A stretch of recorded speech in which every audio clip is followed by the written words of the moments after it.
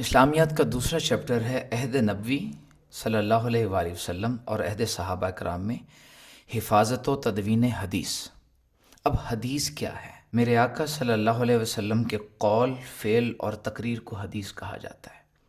زیادہ تر حدیث کو 3 حصوں میں تقسیم کیا جاتا ہے۔ ایک ہوتی ہے قولی حدیث۔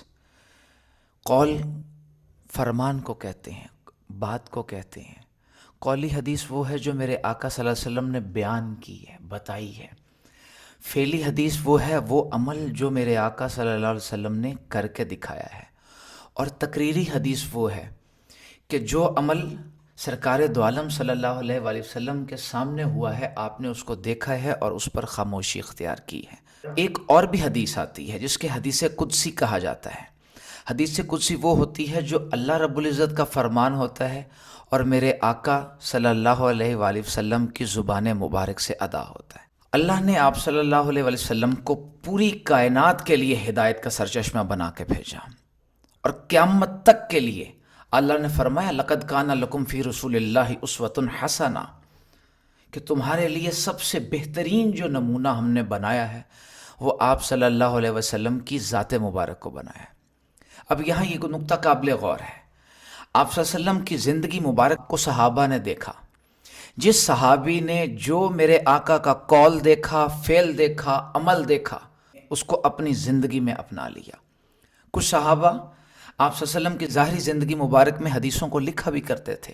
آپ صلی اللہ علیہ وسلم پسند فرماتے تھے کہ میری بات کو کوئی سنے، کوئی سمجھے اور اس کو ذہن نشین کرے اور آگے لوگوں تک پہنچائے۔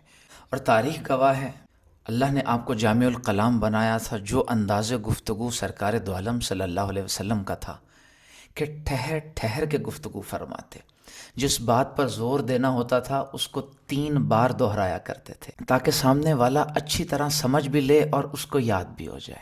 سنن ابی داؤد کی حدیث سے فرمایا اللہ اس بندے کو خوش و خرم رکھے اور آباد رکھے جس نے میری بات سنی، یاد کی اور اسے لوگوں تک پہنچایا۔ آپ صلی اللہ علیہ وسلم کی زندگی مبارک میں اس کو لکھنا شروع ہو گیا تھا۔ کچھ صحابہ نے اپنے عملی طور پر اس کو اپنا لیا، کچھ نے تحریری طور پر لکھا، اور کچھ چیزیں جو آپ صلی اللہ علیہ وسلم نے لکھوا کر کسی ملک میں یا کسی جگہ پر بھیجی، صحابہ نے اس کو بھی محفوظ کر لیا۔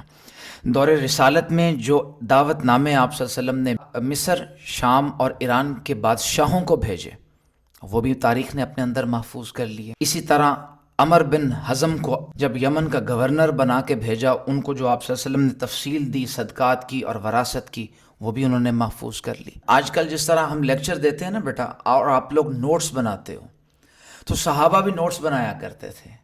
آپ صلی اللہ علیہ وسلم کے جو احادیث کے جو نوٹس بنائے تھے، ایک تو تھا صحیفہ صادقہ جسے حضرت عبداللہ بن عمر بن عاص نے مرتب کیا۔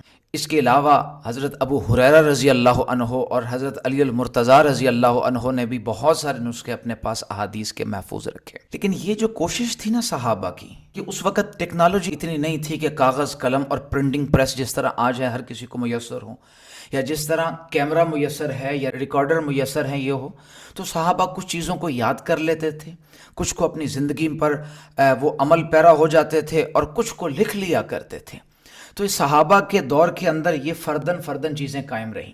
صحابہ کے بعد آیا تابعین کا دور۔ تابعین نے اس کو تمام صحابہ سے، جو صحابہ نے قول آپ صلی اللہ علیہ وسلم سے سنے یا فعل آپ صلی اللہ علیہ وسلم کے دیکھے، اور ان کو لکھنا ایک جگہ پر شروع کیا۔ سرکاری سطح پر، گورنمنٹ کی سطح پر پہلی بار جب یہ کام شروع ہوا احادیث کو جمع کرنے کا، تو وہ حضرت عمر بن عبدالعزیز رحمۃ اللہ علیہ کے دور میں شروع ہوا۔ اس کے بعد جو کتابیں نکلیں سیاستہ کی، صحیح بخاری، سنن ابی داؤد، نسائی، ترمذی، ابن ماجہ، موطا امام مالک، یہ سارے اسی دور کے بعد ساری احادیثیں میرے آقا کی جمع ہوئیں، جو آج کتابوں کی صورت میں، اقوال کی صورت میں وہ ہمارے سامنے موجود ہیں۔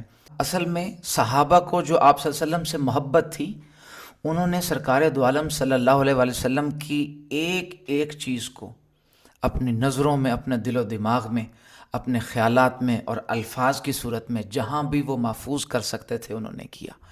یہی وجہ ہے کہ آج احادیث ہمارے تک موجود ہیں اور پوری امت کے لیے، بلکہ بنی نوع انسان کے لیے، قیامت تک کے لیے ہدایت کا ذریعہ ہے۔